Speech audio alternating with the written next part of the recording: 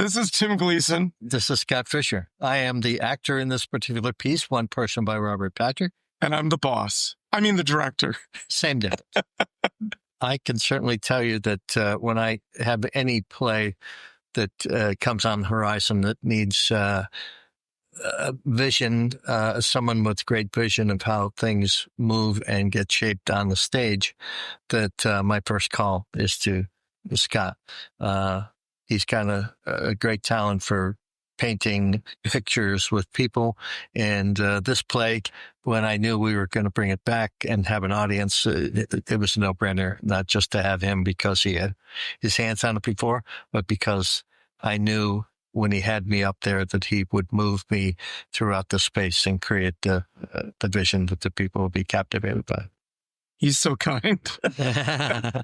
I've learned a lot working with Tim because usually my genre is, musical theater. And coming here, I've had a chance to explore, Man La Mancha is music theater, but I've had a chance to explore directing, more words than music. And that's been a learning experience for me.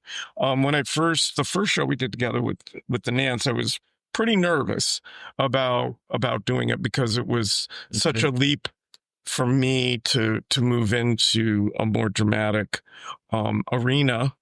But I will say that now I'm way more comfortable with telling him what works and what doesn't work. In the beginning, I was a little afraid to do that, but now I'm not afraid at all to do that.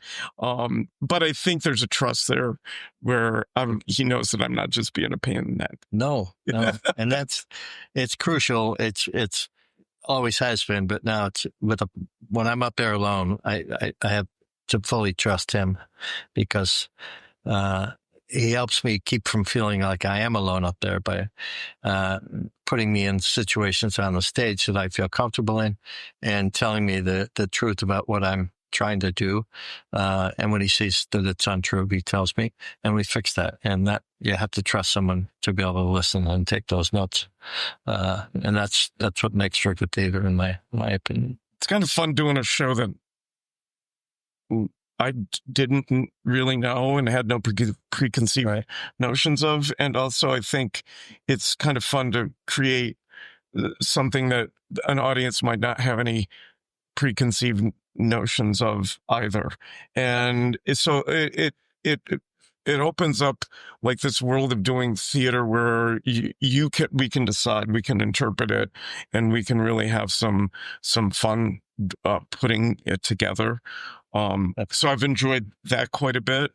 It's a little scary, to wondering how it will be received, but we put it out there and we do it with our, I'm kind of trying to do it leading with my heart and going, okay, I need this to feel this certain way. And I'm hoping that it communicates that. Yeah. And we've taken, as Scott said, in his individual interview, we're taking some liberties. We're putting some twists in. We're hoping to create some mystery for the audience as they come in and enter. We're doing some things that are a little different than are on the page without giving anything away. We're trying to lure them into what's going on at this moment. The world of this character. Yes. And blur the lines a little bit. Definitely. So it's been interesting. It's always challenging to be up there by yourself. But like I said, if you trust the man out here in the dark, it makes it easier because there's no place to hide. And that trust helps me forget about that and try and tell the story because it's a beautiful, sad story. And it's funny. It has moments.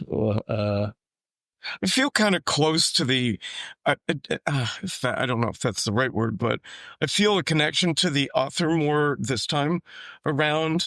And, the fact that he was very prolific and wanted his words out there. And it kind of feels good to be still trying to do that for him. I feel like, yeah.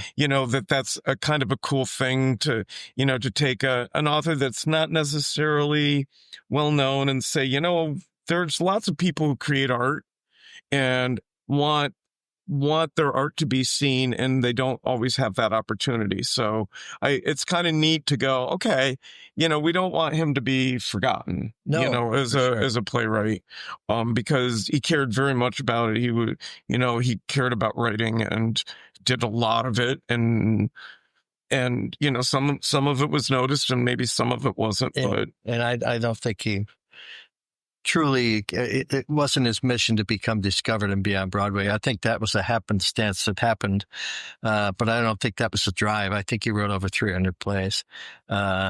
So, yeah, I mean, and that's part of what we do here is, like Edward Allen Baker playwrights that are known but not fully known, to expose our community that there's more than Williams and Arthur Miller out there that can write beautiful and challenging work.